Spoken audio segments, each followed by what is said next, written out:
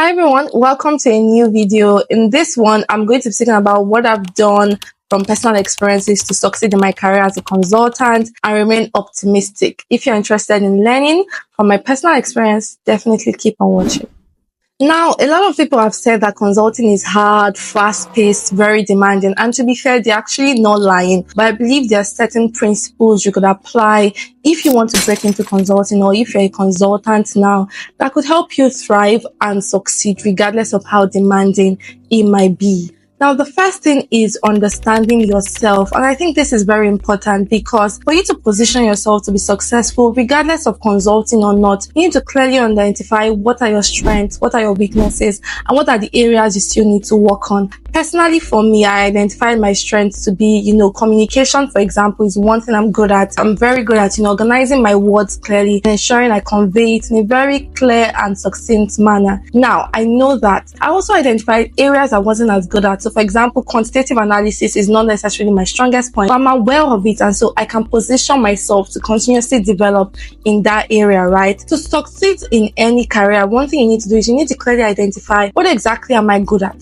What do I need to improve on? And then be conscious and be intentional about improving the areas you're not good at, but then developing your strengths as well. I feel this is very important because when you clearly know this and you understand yourself, you can position yourself for projects that outline or projects that make your strengths shine. You can work on projects that will help you develop in your areas of weaknesses or areas you're not good at, so that at the end of the day, you're improving in all dimensions. Second thing you need to do is you need to understand the system. And what do I mean by that? Every career has what it takes to succeed in it. So for example, if you're working in professional services like auditing, tax, and you're working for one of the big fours, you know that you need certifications like ICANN, you need certifications like CFA, ACCA to progress in that career, and that's just the way it works. For consulting, you don't necessarily need, your certifications like ICANN and the rest, but there are performance metrics you need to meet every 6 months to stay in this job. So first of all, you need to understand the system you're currently in. What does it take to succeed in this system?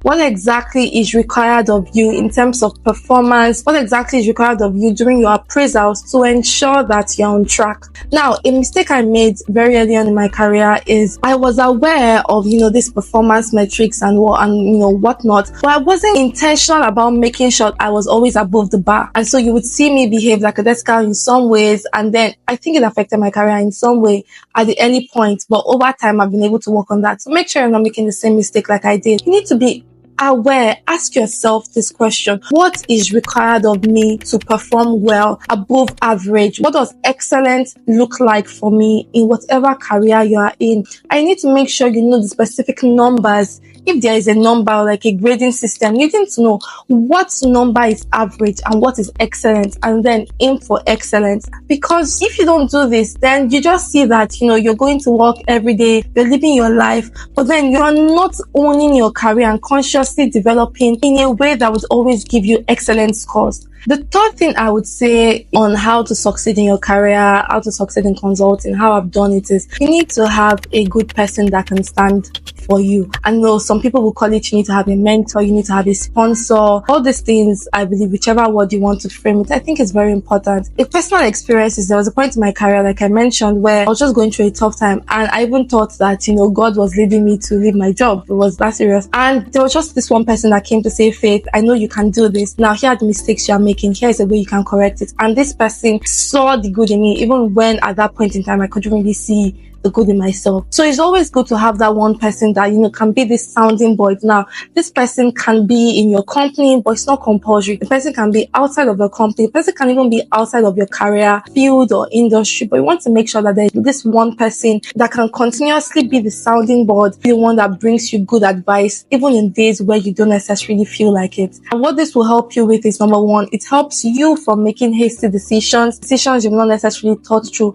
The person is also able to bring clarity for you in situations where you're not necessarily sure of the next step to take or how best to go about in your career. Now, I have seen the personal importance of having this, and it's just great to have one. Now, the fourth thing I'm going to be sharing today on what to do to succeed, or what I did to succeed in my career, is you need to be able to come back from failure. Now, I know failure is a strong word, and I think it was Mrs. Bukola Oroshika that said that until you get to the end of the journey, until you get to your deathbed, don't consider yourself a failure, right? And so I think that's actually very applicable in life, because life will bring its own troubles, it will bring its ups and downs, but you need to be able to come back from it. So think of it, you didn't get a good appraisal at work, you didn't get promoted with your peers, you failed an exam. Like, everything I'm saying are things I have personally gone through. So one thing you need to do is make sure that you are learning from the experience. Make sure you don't make hasty decisions where you face all those roadblocks, but then come back from it. I know it's tough, I know it's demanding, I know that sometimes it's shameful, right, to not get the promotion you deserve, not get the promotion you desire. Sometimes you didn't actually put a good job to deserve it. One thing you want to make sure is make sure you come back from it. Make sure you come back strong. It's tough, but think of it. What exactly did I do wrong? What exactly did I do right? What exactly, are these people saying I need to improve on? And then take active steps to develop.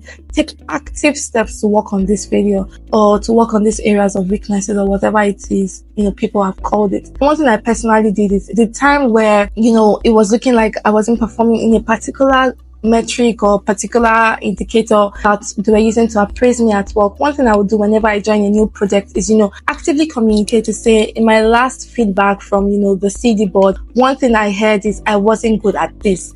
I want to use this project to develop these skills especially. And you should also tell them your areas of your strength as well. I've heard, feedback has told me that I'm very good at communicating. I'm good at, planning my work well. I think I would bring this strength to the project I'm joining. But you see, this other area, I have gotten feedback that I'm not good at it, and so I want you as my manager to work together with me to improve on this area. And one thing that I've clearly seen is, over time I have seen improvements because I was active in communicating to my managers that I need help in this area. One thing they've done is, they then intentionally help me grow in that area. And over time, the feedback has gotten way better than it was when I got, feedback that I wasn't really good in this area. So that's it. Don't let failure define you. Don't let failure be the end of you. And actively communicate to the people you are working with that I want to intentionally grow in this area. And I'm sure if you take all these steps, definitely you're on your path to succeeding in whichever career you choose. Now, the final thing I'm going to be sharing with you on how to succeed in your career, or how I have succeeded in my career is, and I think this is the most important, right, is don't forget your anchor why. Why exactly did you join this firm? Why exactly did you join this company? Why exactly did you go into this career field? Why exactly do you want to be a consultant? For me, a personal thing is like, I joined because I really love solving problems. Like, I was telling people that even if I wasn't a consultant, I'd probably be in a strategic role or somewhere else where I'm solving problems for the country, solving problems for the company, solving problems and whatever thing. Do you like finances? Why exactly do you like finances? Do you like tech? Why exactly do you like tech? When you keep yourself grounded with the anchor why, then even in situations where you face hurdles, in situations where you face circumstances that don't necessarily position you as the star that you are, you always know that, okay, I'm not in this for the fame, I'm not in this for the money, I'm not in this for whatever reason. I'm here because I want to do this, and that keeps you grounded. So your success won't be linear. You won't always have the ones or the twos or whatever number it is that looks like success in a different career. One thing my friend told me is, you don't have to be a star every day. You're going to kill yourself trying to be a star every day. But make sure that when we take the average of your life, average of your performance, it's above what a star will bring to the table. I'll leave you with those words today.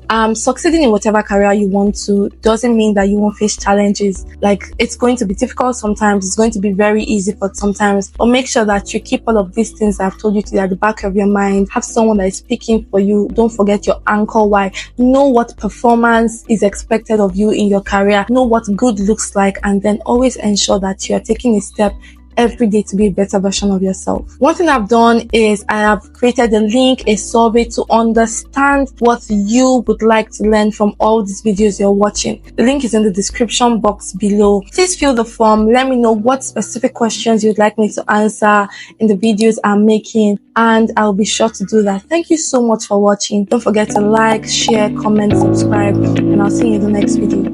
Bye.